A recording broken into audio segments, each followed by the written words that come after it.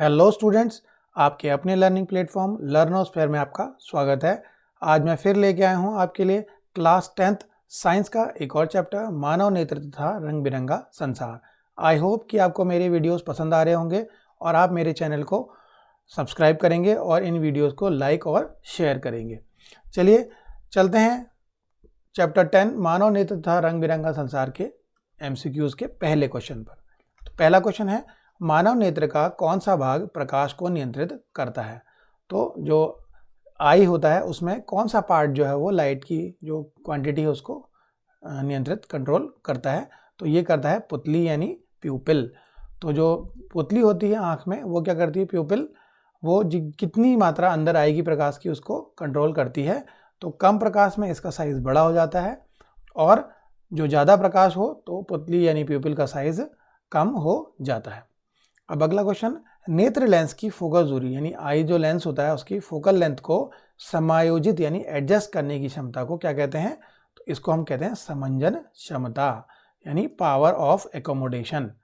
ठीक है, तो फोकस दूरी को कम ज़्यादा करने की क्षमता कहलाती है समंजन क्षमता। और जो लेंस होता है हमारा जुड़ा होता है पक्षमाभी पेशियों से। ठीक है, तो पक्षमाभी पेशी यानी सिलियरी मसल्स, तो वो इसकी जो लेंस होता है उसकी फोकस दूरी को कम ज़्यादा कर सकती है। अब अगला क्वेश्चन, निकट दृष्टि दोष यानी नियर साइटेडनेस में व्यक्ति को क्या यानी कैसा दिखाई देता है। तो निकट दृष्टि दोष यानी नियर साइटेडनेस में उसको पास की चीज़ें स्पष्ट यानी साफ दिखती हैं, यानी नियर ऑब्जेक्ट जो होते हैं वो उसको क्लियर दिखाई पड़ते हैं। ठीक है, और दूर की चीज़ें वो साफ नहीं देख पाता क्योंकि उसका जो फार पॉइंट है यानी दूर बिंदु वो पास आ जाता है। अब अगला क्वेश्चन, निकट दृष्टि दोष यानी नियर साइटेडनेस को दूर करने के लिए किस लेंस का उपयोग करते हैं, कौन सा लेंस यूज करते हैं। तो निकट दृष्टि दोष को दूर करने के लिए हम अवतल लेंस यानी कॉनकेव लेंस का यूज करते हैं जो कि किरणों को फैलाता है यानी डाइवर्ज करता है और रेटिना पर प्रतिबिंब को बनाता है। अब हम मानव नेत्र की संरचना और उनके कार्यों को देख लेते हैं। सबसे बाहरी जो भाग है मानव नेत्र का वो होता है कॉर्निया यानी स्वच्छ मंडल। ये जो बाहर का उभरा हुआ भाग दिख रहा है ये है स्वच्छ मंडल यानी कॉर्निया। ठीक है, तो ये पूरी आईबॉल है पूरी, और आईबॉल का जो सबसे आगे का भाग जो बाहर रहता है हमारा जो दिखाई देता है वो कहलाता है कॉर्निया यानी स्वच्छ मंडल। इसका काम क्या होता है, एक तो आईज की सुरक्षा करना, बाहरी परत है, और एक पारदर्शी परत होती है जैसे हमारे मोबाइल में हम ग्लास लगाते हैं जो प्रोटेक्शन के लिए, उसी तरह से ये आपका कॉर्निया होता है। ठीक है, और ये क्या करता है, प्रकाश का अपवर्तन करके अंदर लेंस तक पहुंचाता है। अब दूसरा पार्ट देखें, परितारिका यानी जो आइरिस है, ये आपकी इधर और इधर दोनों साइड आपको दिख रहा है।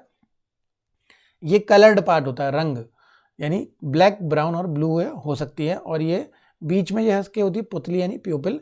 तो ये पुतली के साइज को कम ज़्यादा कर सकती है। ठीक है, तो प्यूपिल यहाँ पर यानी पुतली क्या होती है, बीच में एक छोटा छेद होता है आइरिस के, डार्क कलर का होता है। ये क्या करता है, प्रकाश को एब्जॉर्ब करता है, सोख लेता है और यहाँ लेंस तक पहुँचाता है। और ये पुतली जो है प्रकाश की मात्रा को नियंत्रित करती है, अभी हमने पहले क्वेश्चन में देखा। अब यहाँ पुतली के थ्रू प्रकाश आएगा और अंदर जाएगा, क्रिस्टलीय लेंस पर टकराएगा। यह कोशिकाओं मसल्स का बना होता है और यह उत्तल प्रकार का लेंस होता है, और यह जुड़ा होता है ये पक्षमाभी पेशियों यानी सिलियरी मसल्स से। ये पेशियां मसल्स क्या करती हैं, इस लेंस की फोकस दूरी को कम ज़्यादा करती हैं। ठीक है, तो ये हो गया इनका कार्य। अब यहाँ से जब प्रकाश टकराएगा यहाँ, यानी ये जो पूरा दृष्टिपटल है यानी रेटिना है यहाँ, और ये जो किनारे का भाग है यहाँ पर, ये आपका क्या है, रेटिना है। और ये जो बीच का यहाँ पर जो भाग है, यहाँ पर ये ब्लाइंड स्पॉट है। ठीक है, यहाँ पर कुछ दिखाई नहीं देता अगर किरणें पड़ेंगी। यहाँ दृष्टिपटल इतना और ये इतना भाग है, उस पर अगर किरणें पड़ती हैं यहाँ पर कहीं पर भी, तो रेटिना पर जो बनेंगी तब इमेज बनती है। ठीक है, यानी इमेज कहाँ पर बनती है, दृष्टिपटल यानी रेटिना पर हमारी इमेज बनती है, जो भी हमें वस्तुएं दिखाई पड़ेंगी। रेटिना पर रॉड एंड कोन सेल्स होती है, यानी छड़ और शंकु जो कोशिकाएं होती हैं वो प्रकाश को सोखती हैं, एब्जॉर्ब करती हैं और इसकी इमेजेस को दृक् तंत्रिका यानी ऑप्टिक नर्व तक पहुंचाती हैं। फिर ऑप्टिक नर्व इनको क्या करती है, मस्तिष्क में लेके जाती हैं। तो जैसे हम देखते हैं कि कैमरा है, तो आइज़ हमारी कैमरे की तरह है, उसने आइज़ ने फोटो खींची, इमेज बनी रेटिना पर। अब रेटिना से हमारे ये जो दृक् तंत्रिका यानी डाटा केबल की तरह है, तो ये डाटा जो भी हमें इमेज का डाटा मिला इसको कहाँ पहुँचाएंगी, ब्रेन तक, यानी मस्तिष्क तक पहुंचाने का काम करती हैं दृक् तंत्रिका यानी ऑप्टिक नर्व। तो ये रहा मानव नेत्र और उसके संरचना और कार्य। अब अगले क्वेश्चन पे चलें।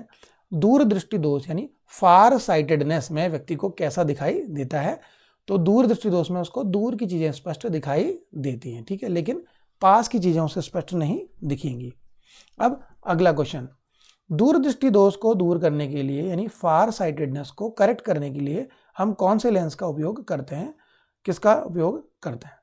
तो दूरदृष्टि दोष को दूर करने के लिए हम यूज करते हैं उत्तल लेंस का, ठीक है, क्योंकि दूरदृष्टि दोष में क्या हो रहा है, दूर बन रही है, आपकी इमेज रेटिना के पीछे बन रही है, तो उत्तल लेंस यानी कॉन्वेक्स लेंस क्या करता है, फोकस करता है किरणों को पहले रेटिना पर और रेटिना पर इमेज बनाता है। अब अगला क्वेश्चन, मोतियाबिंद यानी कैटरैक्ट में क्या होता है? तो कैटरैक्ट क्या होता है, उम्र बढ़ने के साथ साथ होता है, इसमें हमारा जो लेंस है वो धुंधला हो जाता है, यानी उम्र बढ़ती है तो क्या होता है, हमारे जैसे त्वचा में झुर्रियाँ पड़ती हैं, इसी तरह हमारा जो लेंस है उसकी भी एज हो जाती है और वह धुंधला होने लगता है, ठीक है, तो यह कैटरैक्ट में होता है। अब अगला यानी मोतियाबिंद का क्या इलाज है कैटरैक्ट का? तो मोतियाबिंद का इलाज होता है सर्जरी यानी शल्य चिकित्सा द्वारा इसका इलाज किया जाता है। सर्जरी से जो धुंधली परत होती है उसे निकाल दिया जाता है और उसकी जगह पर फिर नई कोशिकाएं अपने आप आ जाती हैं। इस तरह से मोतियाबिंद का इलाज हो जाता है। अगला क्वेश्चन, प्रकाश के विभिन्न रंगों के समूह को क्या कहते हैं? तो प्रकाश के जो 7 रंगों की पट्टी जो बनती है उसे हम कहते हैं वर्णक्रम, क्योंकि यहाँ वर्ण यानी रंग और क्रम यानी इसे ऑर्डर से लगे रहते हैं उसमें रंग एक के बाद एक, इसे हम वर्णक्रम या स्पेक्ट्रम कहते हैं, ठीक है। तो यह स्पेक्ट्रम कैसे बनता है, जब प्रकाश किसी घने सघन माध्यम से गुजरता है तो वो 7 रंगों में बंट जाता है। अब अगला क्वेश्चन, इंद्रधनुष यानी रेनबो कैसे बनता है? तो यह प्रकाश के अपवर्तन और विक्षेपण के कारण बनता है। तो जब बारिश होने के बाद हमें इंद्रधनुष दिखाई देता है, तो जब बारिश की बूंदें आसमान में रहती हैं तो उसमें जब प्रकाश गुजरता है तो वो प्रिज्म की तरह कार्य करती हैं बूंदें, और वह जब सघन माध्यम यानी पानी से जब प्रकाश जाता है तो उसका अपवर्तन होता है और उसके जो रंग होते हैं अलग अलग बिखर जाते हैं, इसे कहते हैं वर्ण विक्षेपण, ठीक है। तो अगला क्वेश्चन देखें, इंद्रधनुष में रंगों का क्रम क्या होता है? तो इंद्रधनुष में रंगों का क्रम अगर ऊपर से नीचे देखें तो सबसे ऊपर होता है लाल, ठीक है, और सबसे बाद में होता है बैंगनी। तो ये आपका लाल, नारंगी, पीला, हरा, आसमानी, नीला और बैंगनी, ये आपका क्रम होता है ऊपर से नीचे। तो लाल रंग जो है वो सबसे कम मुड़ता है, ठीक है, ऊपर रहता है, और जो बैंगनी रंग है वो सबसे ज़्यादा मुड़ता है, बेंड होता है। लाल रंग की तरंग दैर्घ्य सबसे अधिक होती है, सबसे ऊपर है, तरंग दैर्घ्य स्पीड सबसे ज़्यादा होती है, ये हम तक सबसे जल्दी पहुंचता है, और बैंगनी की तरंग दैर्घ्य सबसे कम होती है। अब अगला क्वेश्चन, आकाश नीला क्यों दिखाई देता है? तो आकाश नीला दिखाई देता है प्रकाश के प्रकीर्णन के कारण, क्योंकि जो वायुमंडल में धूल के कण होते हैं ये क्या करते हैं, कम तरंग दैर्घ्य के प्रकाश है जी, नीला जो होता है उसकी तरंग दैर्घ्य कम होती है, तो उसको नीले रंग को सबसे ज़्यादा फैलाते हैं, यानी उसका सबसे ज़्यादा प्रकीर्णन करते हैं। तो प्रकाश के प्रकीर्णन के कारण ही हमें आकाश नीला दिखाई देता है। आइए चलिए हम प्रिज्म द्वारा श्वेत प्रकाश का विक्षेपण, वर्ण विक्षेपण देख लेते हैं। इसकी खोज न्यूटन ने की थी। तो उन्होंने क्या करा, जो प्रकाश है उसको एक प्रिज्म, कांच के प्रिज्म से टुकड़े से गुजारा, तो ये एक विशेष संरचना होती है कांच की बनी, इससे गुजारा तो उन्होंने देखा कि जो प्रकाश है वो 7 रंगों की पट्टी में बट गया। इस पट्टी को हम कहते हैं स्पेक्ट्रम यानी वर्ण क्रम कहते हैं, ठीक है। इसमें लाल रंग सबसे ऊपर होता है रेड, नीचे वायलेट यानी बैंगनी होता है, और इस घटना को हम कहते हैं वर्ण विक्षेपण यानी रंगों का बिखर जाना, ठीक है। और ये होती है अपवर्तन के कारण, और प्रकाश के जो चाल है वो हर की अलग अलग होती है, लाल रंग की सबसे ज़्यादा और बैंगनी की सबसे कम होती है। इस कारण तो जब सघन माध्यम में जाता है तो वो अलग अलग रंगों में बट जाता है, ठीक है। अब अगला क्वेश्चन, तारे टिमटिमाते हुए क्यों दिखाई देते हैं, यानी ट्विंकलिंग ऑफ जो स्टार्स है वो क्यों होता है? वो होता है वायुमंडलीय अपवर्तन के कारण, यानी एटमॉस्फेरिक रिफ्रैक्शन, क्योंकि जब तारों का जो लाइट है वो अंतरिक्ष से आती है, अंतरिक्ष का जो में कोई माध्यम नहीं होता है, तो जब वायुमंडल में जो धूल के कण होते हैं तो वो उनके लिए थोड़ा सा सघन माध्यम है, तो धूल के कण उस जो है उस प्रकाश का अपवर्तन करते हैं, इसलिए हमें तारे टिमटिमाते हुए, ट्विंकल करते हुए दिखाई देते हैं। अगला है मानव नेत्र में यानी आई में कहाँ पर इमेज बनती है? तो वो बनती है रेटिना यानी दृष्टि पटल पर, ठीक है। अगला क्वेश्चन है, रेटिना में कौन सी कोशिकाएं जो होती हैं वो रंग और प्रकाश के लिए संवेदनशील होती हैं? तो उसमें होती है रॉड और कोन्स। ठीक है, कोन क्या होती हैं, वो कलर को एब्जॉर्ब करती हैं, और रॉड जो होती है वो कम प्रकाश के लिए संवेदनशील होती हैं। तो रॉड एंड कोन सेल्स यानी छड़ और शंकु ये रंग और प्रकाश के लिए संवेदनशील होती हैं। अब अगला क्वेश्चन, आंख का कौन सा भाग बाहरी वातावरण के संपर्क में रहता है? तो आंख का जो बाहरी भाग है वो कहलाता है कॉर्निया यानी स्वच्छ मंडल। अब अगला क्वेश्चन, निकट दृष्टि दोष का क्या कारण है? ठीक है, तो निकट दृष्टि दोष यानी नियर साइटेडनेस यानी मायोपिया का क्या कारण है? इसका कारण है नेत्र लेंस का अधिक मोटा यानी कर्व हो जाना। अगर नेत्र लेंस क्या हो जाए, मोटा हो जाए, उसका जो वक्रता बढ़ जाएगी तो उसकी फोकस दूरी कम हो जाएगी। ठीक है, तो जो रेटिना पर प्रतिबिंब बन के पहले बनेगा, जैसे हम इस चित्र में देखें निकट दृष्टि दोष में ये रेटिना से पहले यहाँ पर रेटिना तो ये है लेकिन प्रतिबिंब कहाँ बना, रेटिना से पहले। ठीक है, इसके कारण है या तो नेत्र लेंस जो गोलक है आपका आई बॉल है वो बड़ी हो जाए, तो अगर बड़ी होगी तो प्रतिबिंब पहले ही बन जाएगा, या फिर आपकी जो फोकस लेंथ है इसकी कम हो जाए तो पहले ही बनेगा। ठीक है, दो कारण है। और अब इसे करेक्ट करने के लिए, सुधारने के लिए हम क्या करेंगे, अवतल लेंस का प्रयोग करेंगे। तो जो पहले यहाँ पर किरणें मिल जा रही थी अब उन्हें और फैला करके रेटिना पर प्रतिबिंब को बनाता है। ठीक है, अब अगले क्वेश्चन पे चलें। दूरदृष्टि दोष यानी हाइपरमेट्रोपिया यानी फायर साइटेडनेस के कारण क्या है? यह है रेटिना के पीछे प्रतिबिंब का बनना। आइए चित्र द्वारा देखें दूरदृष्टि दोष को। दूरदृष्टि दोष में देखें तो ये आपका रेटिना यहाँ पर है, लेकिन कहाँ इमेज कहाँ बन रही है, यहाँ बन रही है, इमेज बन रही है पीछे रेटिना के। ठीक है, तो अब ये क्यों बन रही है, या तो आपका क्या है आई बॉल छोटी हो, अगर आई बॉल छोटी होगी गोलक तो पीछे इमेज बनेगी, या फिर जो आपका लेंस है उसकी फोकस दूरी बढ़ गई हो, फोकस दूरी बढ़ जाएगी तो पीछे बनेगा। तो दो कारण हैं इसके। ठीक है, और इसको सही करने के लिए क्या करेंगे, जो आपकी किरणें दूर जा रही हैं उन्हें क्या करेगा, उत्तल लेंस यानी कॉन्वेक्स लेंस पहले ही फोकस करेगा रेटिना पर और यहाँ इमेज को रेटिना पर बनाएगा।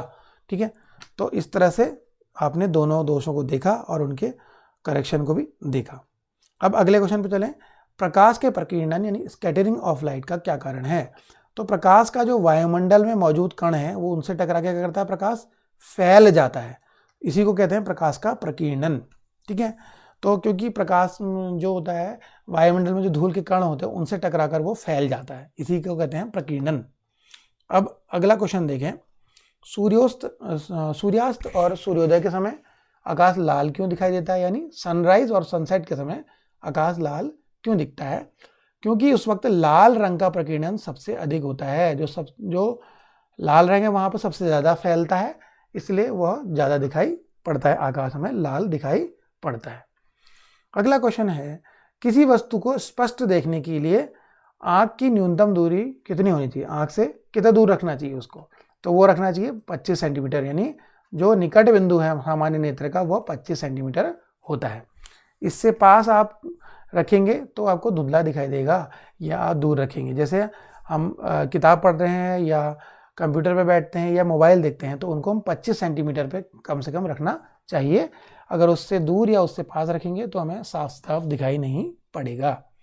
अब अगला है, सामान्य नेत्र के लिए दूर बिंदु कितना होता है, अधिकतम दूरी कितनी होती है? तो ये होती है अनंत, यानी सामान्य नेत्र के हम अनंत दूरी तक यानी बहुत दूर तक भी देख सकते हैं।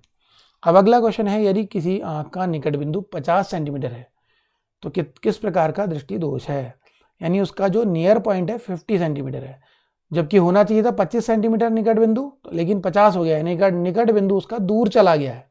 तो दूर चला गया है तो उसको दोष होगा दूरदृष्टि दोष यानी फार साइटेडनेस। अब अगले क्वेश्चन पे चलें। एक छात्र जो है उसको क्या होता है, बोर्ड पर लिखा धुंधला दिखता है, यानी दूर की चीज तो धुंधली दिख रही है, लेकिन पुस्तक पढ़ने में यानी बुक जो पढ़ता है तो पास में जो है उसे कोई परेशानी नहीं हो रही है, यानी पास की चीजें निकट की चीजें वो साफ देख पा रहा है। तो निकट की चीजें साफ दिख रहा है तो उसे निकट दृष्टि दोष होगा, यानी वो निकट की ही चीज दिख रही है, उसे दूर की चीजें दिखाई नहीं दे रही। ठीक है, तो निकट दृष्टि दोष होगा। तो निकट दृष्टि दोष होगा तो कौन सा लेंस लगाएगा, अवतल लेंस। ठीक है, अब अगला क्वेश्चन, एक छात्र को पुस्तक पढ़ने में कठिनाई हो रही है, यानी पास की चीजें यानी पुस्तक तो पास में रख के पढ़ते हैं हम, पास की चीज़ें वो साफ दिख नहीं पाता, लेकिन बोर्ड पर लिखा हुआ यानी दूर की चीज़ें वो स्पष्ट देख रहा है। तो अगर दूर की चीज़ें देख रहा है तो उसे क्या होगा, दूर दृष्टि दोष, यानी वो दूर की चीज़ें देख पाता है, तो दूर दृष्टि दोष होगा। और इसके लिए हम करेंगे उत्तल लेंस का इस्तेमाल। अब अगला क्वेश्चन देखें, निकट दृष्टि दोष यानी नियर साइटेडनेस अगर है तो कक्षा में बोर्ड में देखने के लिए किस प्रकार की सहायता, यानी कैसा वो चश्मा लगाएगा। तो उसे निकट दृष्टि दोष है तो वो लगाएगा चश्मा जिसमें अवतल लेंस हो। निकट दृष्टि दोष में हम लगाएंगे अवतल लेंस यानी कॉन्केव लेंस को यूज करेंगे। ठीक है, तो आज हमने देखा मानव नेत्र तथा रंग बिरंगा संसार के इंपॉर्टेंट एमसीक्यूज को, और आई होप कि आपके काफ़ी डाउट क्लियर हो गए होंगे और आप परीक्षा में एग्ज़ाम में ज़्यादा से ज़्यादा नंबर को ला पाएंगे और आपको बड़ी हेल्प होगी इन क्वेश्चन से। तो अगर आपको चैनल पसंद आया हो, इसका कंटेंट पसंद आए तो इन्हें लाइक करें और मेरे चैनल को सब्सक्राइब करें। ज़्यादा से ज़्यादा अपने दोस्तों और क्लासमेट में शेयर करें। थैंक यू, धन्यवाद।